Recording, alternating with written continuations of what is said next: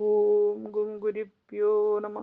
ഓം നമോ ഭഗവതേ വാസുദേവായ. ഓം നമോ നാരായണായ. നാരായണീയം ദശകം 76 ശ്ലോകം 1-2. പീതാംബരം കരവിരാജിത ശംഖചക്രകമോദകീ സരസിജം കരുണാസമുദ്രം രാധാസഹായമതിസുന്ദരമന്ദഹാസം വാദാലേശമനിശം ഹൃദി ഭാവയാമി. ശ്ലോകം 1. ഗത്വാ സാന്ദീപനീമത ചതുഷ്ഷഷ്ടി മാത്രൈർ അഘോഭീം സർവജ്ഞത്വം സഹമുസലിനാ സർവവിദ്യാം ഗൃഹീത്വാ പുത്രം നഷ്ടം യമ നിലയനാന്നാഹൃതം ദക്ഷിണാർത്ഥം ദത്വാ തസ്മൈ നിജപുരമകാ നാദയൻ പാഞ്ചജന്യം.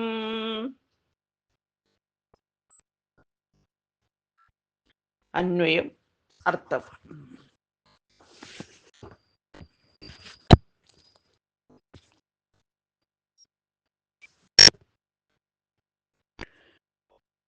അഥ പിന്നീട് സർവജ്ഞ എല്ലാം അറിയുന്ന തും അങ്ങ് മുസലിന സഹ ബലരാമനോടുകൂടി സാന്ദീപിനി മഹർഷിയുടെ സമീപം ഗത്വാ പോയിട്ട് ചതുഷ്ഷഷ്ടി മാത്രയി കേവലം 64 ദിവസങ്ങൾ കൊണ്ട് നിർവിദ്യാം എല്ലാ വിദ്യകളും ഗൃഹീത്വ മനസ്സിലാക്കിയിട്ട് ദക്ഷിണാർത്ഥം ദക്ഷിണ നൽകുന്നതിന് വേണ്ടി നഷ്ടം ഗുരുവിൻ്റെ മരിച്ച പുത്രനെ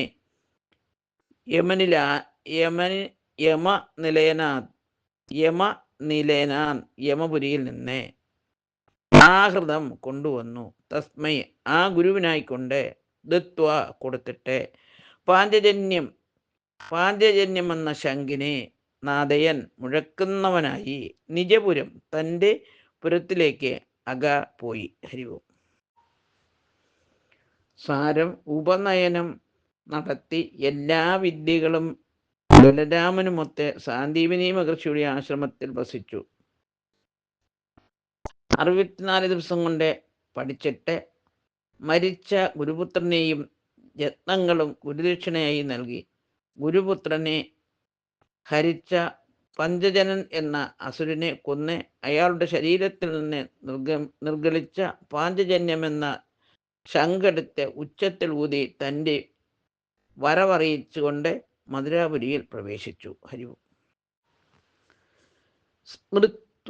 സ്മൃത്വാ പശുപസുദൃശാ പ്രേമഭാരപ്രണുന്നാഹ കാരുണ്യേന ത്വമവിവശാ പ്രാഹിണോരുദ്ധബന്ധം കിഞ്ചാമുഷ്മൈ പരമം സുഹൃദേ ഭക്തവര്യായ ദാസാം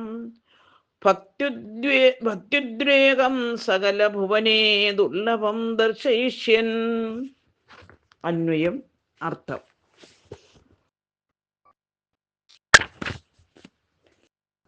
പശുപ പുരുഷ ഗോപസുന്ദരിമാർ സ്മൃത്വ വീണ്ടും വീണ്ടും അങ്ങയെ ഓർമ്മിച്ച് പ്രേമഭാര പ്രണുന്ന പ്രേമാധിക്യം കൊണ്ട് വിവശകളായി തീർന്ന ത്വം അങ്ങും കാരുണ്യേന കരുണ കൊണ്ട് വിവശക അവശനായി തീർന്ന കിഞ്ച